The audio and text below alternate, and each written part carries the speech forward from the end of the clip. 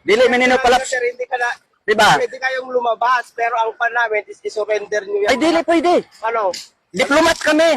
Exemption sa any mandatorious authority sa government. Hindi, nasaan ba yung exception nyo sa government? Oh, basahin mo. Hindi naman ito Comelec.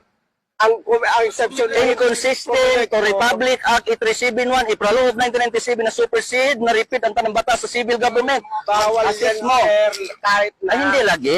Sa corporate to customary lang ang sinusunod namin. Niya mo sa ancestralan, kami ang rightful owners sa ancestralan. Ancestors land kayo, pero hindi kayo exempted na magdala. Hindi nyo man trabaho. Kung sana accepted yan, kung nagtatrabaho kayo sa bukid. Exemption kami dahil ito ang armas ng tribo. Hindi nga, sir, Armas hindi ka ka tribo. kahit armas yun na ng tribo Opo, yan. opo.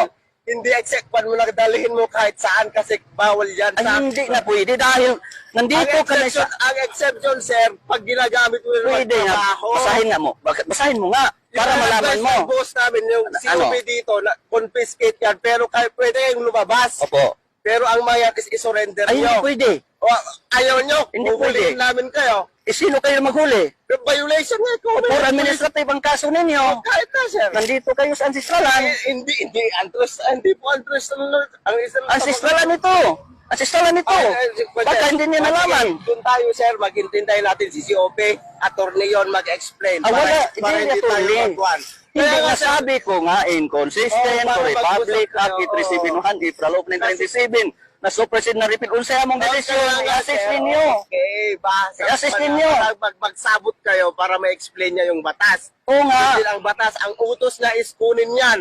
Attorney yon. Ay, wala. O, kaya Corporate hindi- law yan. Kaya nga, sir, para kayo Corporate mag-explain yan. sa kayong dalawa kung anong pan yun. Kung ayaw nyo, mapilitang manghuli.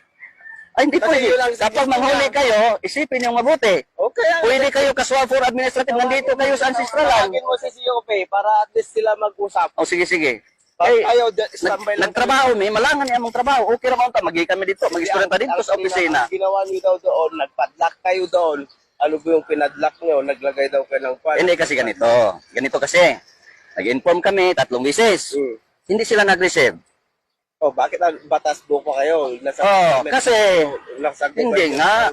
Andito nga tayo sa ancestral. Ang sabi ko, sundo na po on sa illegality under management sa Federal Tribal Government of the Philippines sa atong lupa LOC o Land Occupancy Certificate ug maingon man sa atong pangnanga negosyo free, prior, and informed consent under management sa federal para sa kaangayan. Yan na, nakaupan kayo. Anti-privacy yan. Ay, hindi. I-post nyo sa Facebook yan, makasuhan kayo. Hindi. Di, pwede kayo magkaso. Magkaso kayo kung magkaso kayo.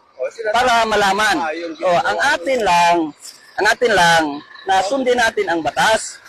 Kung, batas din yung sinasabi. so kung ngayon, hindi niyo kami padaanin, pati yung ibang sasakyan, wag na natin Hindi, daanin. ano pa yan? Bakit? Ano po Ha? ba para Di, nandito nga tayo sa ancestralan. address lang ba po ba? Consider, Eh, salahan nyo ba sa inyo na ito? Hindi nga. Hindi ka intindihin mo nga doon, intindihin mo. Wala pang Republic of the Philippines kaming mga dato na ang decision maker sa ancestral para sa kaangayan. Hindi pa ano pong serve ng gobyerno kung yung sarili yung batas ang pinapa-implement nyo. Hindi. Assisting na to. Uban ba kanang magsinabtan para mag-assist ang civil government sa divine customary law.